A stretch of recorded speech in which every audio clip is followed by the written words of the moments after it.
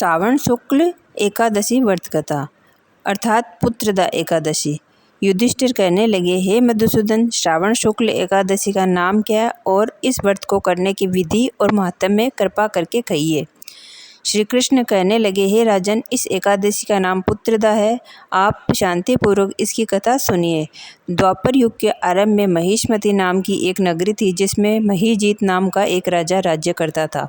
परंतु पुत्रहीन होने के कारण राजा को राज्य सुखदायक नहीं लगता था। जिसके संतान न हो, उसको ये लोक और परलोक दोनों ही दुखदायक लगते हैं। पुत्र सुख की प्राप्ति के लिए राजा ने अनेक उपाय किए, परंतु राजा को पुत्र की प्राप्ति नहीं हुई। वृद्धावस्था आती हुई देखकर राजा अपनी प्रजा के प्रतिनिधियों को बुलाकर कहने लगे, हे प्रियजनों, मैंने इस जन्म में तो कोई पाप नहीं किया है। मेरे खजाने में अन्याय से उपार्जन किया हुआ धन नहीं है, न मैंने कभी देवताओं और ब्राह्मणों का धन छीना है। किसी दूसरे की धरोहर भी मैंने नहीं ली है। प्रजा को पुत्र के समान पालता रहा और मैं अपराधियों को पुत्र और बांधवों की तरह दंड देता रहा। कभी किसी से घृणा नहीं की, सबको एक समान समझा और सज्जनों की सदा पूजा करता रहा। इस प्रकार धर्मयुक्त राज्य करते हुए भी मेरे पुत्र नहीं है, सो मैं अत्यंत दुखी हूँ। इसका क्या कारण है?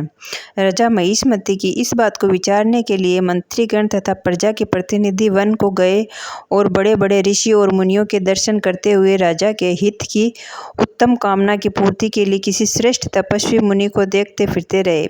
एक आश्रम में उन्होंने एक अत्यंत वयोवृद्ध धर्म के ज्ञाता बड़े तपस्वी परमात्मा में मन लगाए हुए निराहार जितेंद्रिय जितात्मा जित क्रोध सनातन धर्म के गुण तत्वों को जानने वाले समस्त शास्त्रों के ज्ञाता महात्मा लोमश मुनि को देखा, जिनका कल्प के व्यतीत होने पर एक रोम गिरता था। सब ने जाकर ऋषि को प्रणाम किया और उनके सामने बैठ गए। उन लोगों को देखकर ऋषि मुनि ने पूछा कि आप लोग किस कारण आए हैं? निसंदेह मैं आप लोगों का हित करूंगा। मेरा जन्म केवल दूसरों के उपकार के लिए ही है, अतः संकोच मत करो। और लोमश ऋषि के ऐसे वचन सुनकर सब लोग बोले, महर्षि, आप हमारी बात जानने में ब्रह्मा से भी अधिक समर्थ है, अतः आप हमारे इस संदेह को दूर कीजिए। महिष्मति पुरी का धर्मात्मा राजा महीजीत प्रजा का पुत्र के समान पालन करता है, परंतु फिर भी वह पुत्रहीन होने के कारण अत्यंत दुखी है। हम लोग उनकी प्रजा है, अतः उनके दुख से ही हम दुखी होते हैं। आप दर्शन से हमें पूर्ण विश्वास है कि हमारा ये संकट अवश्य दूर हो जाएगा, क्योंकि महान पुरुषों के दर्शन मात्र से अनेक कष्ट दूर हो जाते हैं। अतः कृपा करके राजा के पुत्र होने का उपाय बताइए। ये वार्ता सुनकर ऋषि ने थोड़ी देर के लिए अपने नेत्र बंद कर लिए और राजा के प्रथम जन्म का वृत्तांत जानकर कहने लगे, हे राजा, ये पूर्व जन्म में एक निर्धन वैश्य था। निर्धन होने के कारण इसने अनेक बुरे कर्म किए।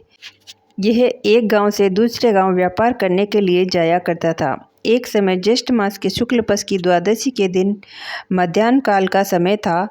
वह 2 दिन से भूखा प्यासा था और एक जलाशय पर बच्चों को जन्म दी हुई गैया पानी पी रही थी। राजा ने उस प्यासी गौ को जल पीते हुए हटा दिया और स्वयं जल पीने लगा, इसलिए राजा को ये दुख सहना पड़ा। एकादशी के दिन भूखा रहने से वह राजा हुआ और प्यासी गौ को जल पीते हुए हटाने से पुत्र के वियोग का दुख भोग रहा है। ऐसे सुनकर सब लोग कहने लगे, हे ऋषि, शास्त्रों में पापों का प्रायश्चित भी लिखा है, अतः आप ये पाप नष्ट कैसे हो जाए, आप ऐसा कोई उपाय बतलाइए। लोमश ऋषि मुनि कहने लगे, श्रावण शुक्ल पक्ष की एकादशी को, जिसे पुत्रदा एकादशी भी कहते हैं, तुम सब लोग व्रत करो और रात्रि को जागरण भी करो। इससे राजा का ये पूर्व जन्म का पाप अवश्य नष्ट हो जाएगा, साथ ही राजा को पुत्र की प्राप्ति होगी। लोमश ऋषि के ऐसे वचन सुनकर मंत्रियों सहित सारी प्रजा नगरी को वापस लौट गई और वह श्रावण शुक्ल एकादशी आई तो लोमश ऋषि की आज्ञा अनुसार राजा सहित सब ने पुत्रदा एकादशी का व्रत और जागरण किया। इसके पश्चात द्वादशी दिन इसको पुण्य का फल राजा को दिया गया।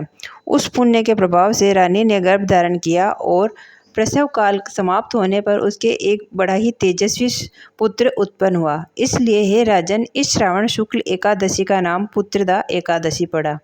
अतः संतान के सुख की इच्छा रखने वाले इस व्रत को अवश्य करें। इसके महात्म्य को सुनने से मनुष्य को सब पापों से मुक्त हो जाता है और इस लोक से संतान सुख भोग कर परलोक में भी स्वर्ग को प्राप्त होता है। बोलो विष्णु भगवान की जय हो, शंकर भोलेनाथ की जय हो।